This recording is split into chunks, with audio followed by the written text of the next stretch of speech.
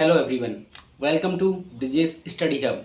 तो आज हम देखेंगे कि किस तरह से हमें एनएसपी पोर्टल पर बोनाफाइड सर्टिफिकेट को अपलोड करना है। तो इस वीडियो में मैं बताऊंगा कि अगर आपने न्यू रजिस्ट्रेशन किया है एनएसपी पोर्टल पर या फिर आपने अपने एनएसपी फॉर्म को रिन्यू किया है तो वहाँ पर आपको बोनाफाइड सर्टिफिकेट कैसे अपलोड करना है, क्योंकि दोनों जगह बोनाफाइड सर्टिफिकेट को अपलोड करने का तरीका एक ही है। और साथ में हम ये भी देखेंगे कि हमें कौन कौन सी चीज़ों का ध्यान रखना है बोनाफाइड सर्टिफिकेट अपलोड करते समय, क्योंकि आपकी एक गलती की वजह से आपका एनएसपी का फॉर्म रिजेक्ट हो सकता है।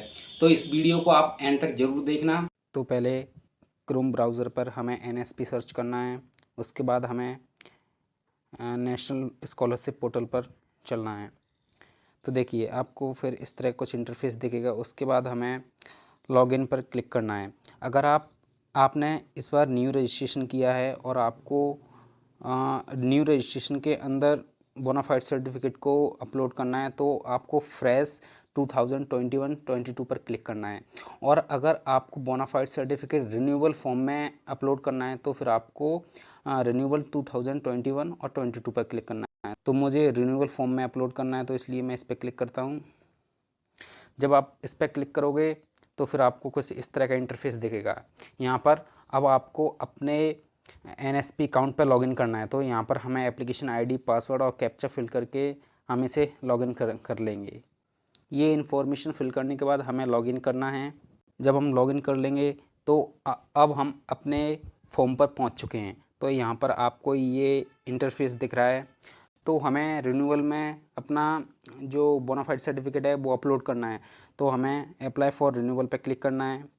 तो आपने ये जो इन्फॉर्मेशन है ये तो पहले ही आप भर चुके हो। अगर जिन्होंने नहीं भरी है पहले तो वो इन्फॉर्मेशन फिर से भर सकते हैं। यहाँ पर आपको सबसे पहले आधार नंबर भरना है। उसके बाद आपको class start date, enrolment number, admission year और अपना रोल नंबर और सेक्शन फिल करना है। जब आप ये सारे डिटेल्स फिल कर दो तो उसके बाद आपको नीचे ऑप्शन मिलता है बोनाफाइड सर्टिफिकेट को अपलोड करने का। तो देखिए अभी मैंने यहाँ पर अपना सर्टिफिकेट अपलोड नहीं किया है, इसलिए यहाँ पर अभी व्यू डॉक्यूमेंट में लिख के आ रहा है नॉट अपलोडेड। और जब हम अपना सर्टिफिकेट अपलोड कर देंगे तो फिर ये ऑप्शन नहीं आएगा। तो हमें करना क्या है, यहाँ पर अपलोड करने के लिए जो ये ब्लू कलर का ऑप्शन है जिस पर लिखा हुआ अपलोड, इस पर क्लिक करना है। तो जब आप उस पर क्लिक करोगे तो उसके बाद आपको ये इंटरफेस दिखेगा जहाँ पर हमें बोनाफाइड सर्टिफिकेट से रिलेटेड इन्फॉर्मेशन फिल करनी है। तो यहाँ पर देखिए हमें क्या क्या फिल करना है। तो यहाँ पर हमें सर्टिफिकेट नंबर में क्या फिल करना है। तो बहुत से स्टूडेंट के बोनाफाइड सर्टिफिकेट के ऊपर ये सर्टिफिकेट नंबर लिखकर आया होगा, लेकिन बहुत सारे ऐसे स्टूडेंट भी हो सकते हैं जिनके बोनाफाइड सर्टिफिकेट के ऊपर ये सर्टिफिकेट नंबर लिखकर नहीं आया है। उसके बाद हमें प्लेस ऑफ इशू भरना है, डेट ऑफ इशू और इशू बाय। तो देखिए जिन स्टूडेंट का सर्टिफिकेट नंबर आया है लिखकर तो वो तो उसी नंबर को यहाँ पर फिल कर सकते हैं, लेकिन जिन स्टूडेंट का सर्टिफिकेट नंबर बोनाफाइड सर्टिफिकेट के ऊपर लिख के नहीं आया है तो उनको यहाँ पर अपना रोल नंबर फिल करना है। और अगर उनको कुछ डाउट है तो वो अपने स्कूल या फिर कॉलेज में टीचर से पूछ सकते हैं कि यहाँ पर उनको क्या भरना है। उसके बाद जो सबसे ज़्यादा कन्फ्यूज़न होता है वो होता है प्लेस ऑफ इशू को फिल करते समय, क्योंकि बहुत स्टूडेंट्स क्या करते हैं कि प्लेस ऑफ इशू में अपनी डिस्ट्रिक्ट लिख देते हैं या फिर अपनी स्टेट लिख देते हैं। लेकिन हमें वो तो लिखना ही है, लेकिन साथ में हमें यहाँ पर ये भी लिखना है कि कहाँ से ये इशू हुआ है, मींस आपकी स्कूल से इशू हुआ है या फिर आपकी कॉलेज से इशू हुआ है। तो अगर आपका कॉलेज से बना है तो आप कॉलेज का नाम लिखिए यहाँ पर, और अगर स्कूल से हुआ है तो फिर आप स्कूल का नाम लिखिए। उसके बाद डेट ऑफ इशू, तो जो डेट ऑफ इशू है वो आपके सर्टिफिकेट के ऊपर लिख कर आई होगी, क्योंकि आपके सर्टिफिकेट के ऊपर सील और साइन हुए हैं प्रिंसिपल के। तो जो सील लगी होगी वहाँ पर ये डेट लिख के आई होगी, तो आप वही डेट यहाँ पर लिख देना। और जो इशूड बाय ऑप्शन है इसमें हमें लिखना है प्रिंसिपल, क्योंकि अगर बोनाफाइड सर्टिफिकेट स्कूल में बना हुआ है तो वो प्रिंसिपल के द्वारा बनाया गया होगा, और अगर कॉलेज से बना है तो वहाँ भी वो प्रिंसिपल के द्वारा ही साइन और सील हुए होंगे उस पर। तो इसलिए हमें यहाँ पर प्रिंसिपल लिखना है। तो ये चारों डिटेल्स फिल करने के बाद आपके पास लास्ट ऑप्शन आता है सिलेक्ट फ़ाइल। तो यहाँ से आपको अपनी जो बोनाफाइड सर्टिफिकेट की फ़ाइल है उसे सेलेक्ट करना है, ठीक है। तो देखिए यहाँ पर मैं अपनी फ़ाइल सेलेक्ट करता हूँ। जब आप अपनी फ़ाइल को चूज़ कर लोगे तो आपकी फ़ाइल यहाँ शो हो जाएगी जैसा कि यहाँ पर दिख रहा है। लेकिन आपको एक बात याद रखने की ज़रूरत है यहाँ पर कि जो आपका फ़ाइल साइज़ होना चाहिए वो 200 केबी से कम होना चाहिए।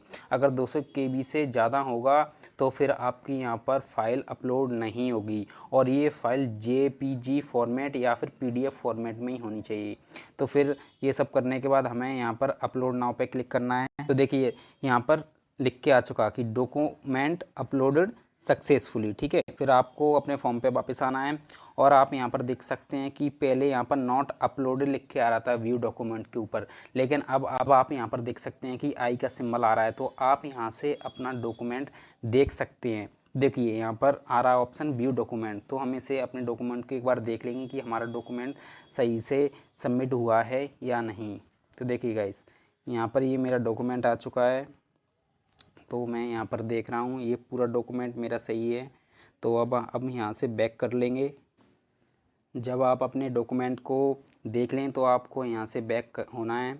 जब बैक हो जाए तो आपको अब यहाँ पर अपने फॉर्म को फाइनल सबमिट कर देना है, क्योंकि इसके बाद अब कोई भी डॉक्यूमेंट हमें अपलोड नहीं करना है। तो अब आपको फाइनल सबमिट कर देना है यहाँ से अपने फॉर्म को। तो देखिए यहाँ पर नोटिस आया है कि अगर एक बार आपने फॉर्म को फाइनल सबमिट कर दिया तो उसके बाद कोई भी चेंजेस अलाउड नहीं है। तो अगर कोई भी गलती हो गई तो आप इसे कैंसिल करके फिर से फिल कर दीजिए, नहीं तो आप इसे ओके पर क्लिक कर दीजिए। तो देखिए अब यहाँ पर लिख के आ चुका है कि your Aadhaar number is validated, मतलब कि जो आपका पहले का जो आधार नंबर लगा था और जो आपने अभी फिल किया है वो बिल्कुल सेम है। तो अब आप ओके पर क्लिक कर दीजिए यहाँ से। तो देखिए गाइस अब मेरा फॉर्म फाइनल सबमिट हो चुका है और यहाँ पर लिख कर भी आ चुका है your application has been successfully finally submitted, ठीक है। अब वेरिफिकेशन के लिए आप अपने इंस्टीट्यूट से कांटेक्ट कर सकते हैं और अब आप अपने एप्लीकेशन फॉर्म को यहाँ से प्रिंट आउट करवा के भी रख लीजिए, क्योंकि ये शायद आपको ज़रूरत पड़ सकती है। सो गाइस आई होप ये वीडियो आपके लिए बहुत हेल्पफुल रही होगी। तो चलिए मिलते हैं नेक्स्ट वीडियो में।